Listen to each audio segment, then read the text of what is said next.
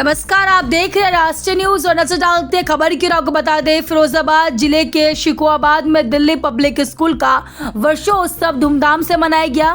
कार्यक्रम में नन्हे मुन्ने बच्चों की सांस्कृतिक और रंगारंग प्रस्तुति ने समा बांध दिया। बच्चों के डांस और संगीत कार्यक्रम ने दर्शकों को तालियां बजाने में मजबूर कर दिया। वहीं बता दें आपको, कार्यक्रम का शुभारंभ मुख्य अतिथि गौ सेवा आयोग के सदस्य और कवियों तथा विद्यालयों की निर्देशक ने संयुक्त रूप से बांके बिहारी के चित्र पर दीप प्रज्वल और पुष्प अर्पित कर किया। इसके बाद बच्चों की मनमोहक प्रस्तुति हुई। अंत में अंतर्राष्ट्रीय कवि अरुण ने चुटकुलों के साथ लोगों को हंसाया।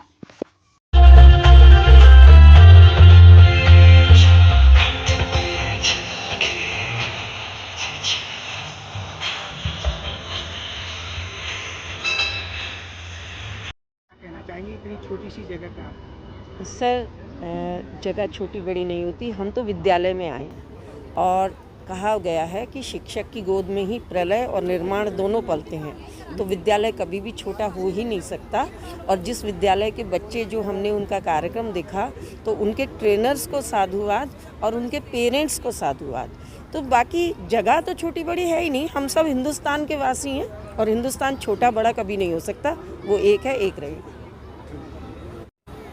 हाँ बिल्कुल, और ये कोई ज़रूरी नहीं है कि जो हंसा रहा है उसको कोई गम नहीं है, लेकिन मुझे लगता है कि हंसाना जो सबसे बड़ा पुनीत और पुण्य काम है, और इसको जब हम पूरी शिद्दत से करते हैं और लोगों के चेहरे पर मुस्कुराहट देखते हैं, हंसी ठाके देखते हैं, तो बस यही काम हम हास्य कवियों का है कि वो लोगों को मुस्कुराहट बांटें। तो आज डीपीएस शिकोहाबाद के इस प्रांगण में आके बहुत अच्छा लगा है कि सब लोगों ने आनंद लिया। अरुण जैन जी और बलजीत कौर जी के साथ। तो मैं पवन आगरी, आपका एक बार पुनः सबका धन्यवाद।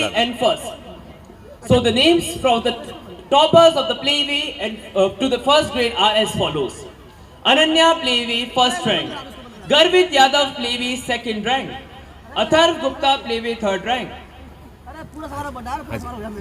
अच्छा, व्यंग के माध्यम से आप सरकारों को जगाने का काम करते थे, लेकिन अब ऐसा नहीं है। नहीं, ऐसी कोई बात नहीं है। मैं तो देखो, आज भी मैंने व्यंग पढ़ा है ना, कि भाई लोग जो है, मैंने कहा ना कि गरीब आदमी यदि बैंक से लोन लेता है और उसे नहीं चुका पाता तो वो जेल जाता है, और जब अमीर आदमी बैंक से लोन लेता है और नहीं चुका पाता तो विदेश जाता है।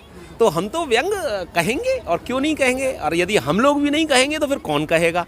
तो हम इस बात की कोई परवाह नहीं करते, ना किसी सरकार की परवाह करते ना उसकी। और ये नहीं है, ये व्यंग तो उस समय भी थे। यदि उस समय आप बहुत बड़े बड़े हमारे शायर, चाहे दुष्यंत कुमार जी की यदि आप शेर देख लें तो ऐसा लगेगा कि वो तो आज के उस पर लिखे हुए हैं, जबकि वो तो 30 साल पहले उन्होंने लिखे। उस समय तो सरकारें भी दूसरी थी। तो राजनीति पर जो व्यंग करना या सियासत पर व्यंग करना, उनको आईना दिखाने के लिए बहुत ज़रूरी है, और इस काम को सारे कवियों को कर लेना चाहिए। और मेरा तो ये कहना है कि कवियों को परमानेंट विपक्ष की भूमिका निभानी चाहिए। आप छोटे से शहर में आए हैं, क्या कहना चाहिए? अरे कोई भी शहर छोटा बड़ा थोड़ी होता है, लोगों के दिल होते हैं छोटे और बड़े। तो यहाँ का तो लोगों के दिल बड़े हैं, तो अपने आप शहर अपने आप बड़ा हो जाता है उससे। अच्छा, आप इस तरह के कार्यक्रम अब मंच से दिखाई नहीं देते मोबाइल के दौर में? नहीं, खूब होते हैं सर, खूब होते हैं। बहुत लोग आते हैं, कवि सम्मेलन खूब होते हैं, ऐसा नहीं है। हमारी युवा पीढ़ी भटक रही है। नहीं, युवा पीढ़ी कभी भी ऐसा नहीं है, भटक नहीं रही है। युवा पीढ़ी बहुत सशक्त है साहब, और जो काम वो कर रही है वो महत्वपूर्ण है। दरअसल क्या है कि कवि सम्मेलन में युवा पीढ़ी कम आती है। कविता सुनने की एक उम्र होती है, उस उम्र में वो फिर जब आते हैं तो कवि सुनने आ जाते हैं। तो युवा पीढ़ी के पास अपने बहुत सारे काम हैं। हम मोबाइल से छुट्टी मिले तो बेचारे कवि सम्मेलन में आए। कार्यक्रम को लेकर क्या कहना चाहिए? किस कार्यक्रम का? ये वाला आज का जो स्कूल का कार्यक्रम है, और विद्यालय से बढ़िया कोई जगह हो सकती है क्या? क्योंकि कहते हैं कि विद्यालय खुलता है तो 10 जेल बंद होती है। तो शिक्षा तो बहुत महत्वपूर्ण चीज़ है। अगर आदमी शिक्षित होगा तो अपराध भी कम करेगा और निश्चित रूप से देश की सेवा कर पाएगा। आप सरकारों पर अधिकांश व्यंग करते हैं? हाँ, करते हैं, पर आजकल नहीं करते। आज भी किया। और व्यंग जो है दरअसल क्या है, सचेत करने के लिए होता है। फिर से हम मुख्य अतिथियों के तो लिए वो जोरदार तालियां हो जाए। वो होता है व्यंग तरीके से, आजकल थोड़ा सा मुश्किल हो गया है।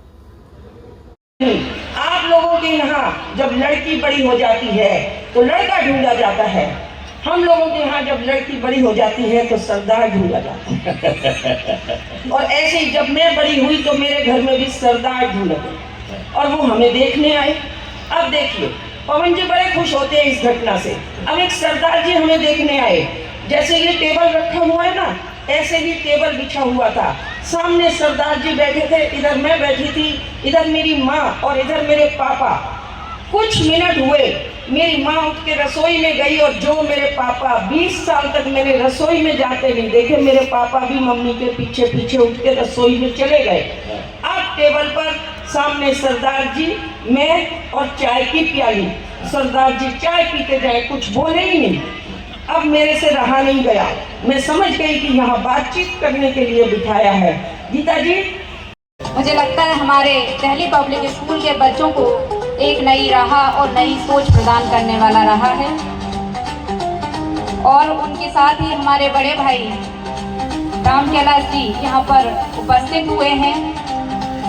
मैं आप दोनों लोगों का ही बड़ा ही आभार व्यक्त करती हूँ कि आपने अपने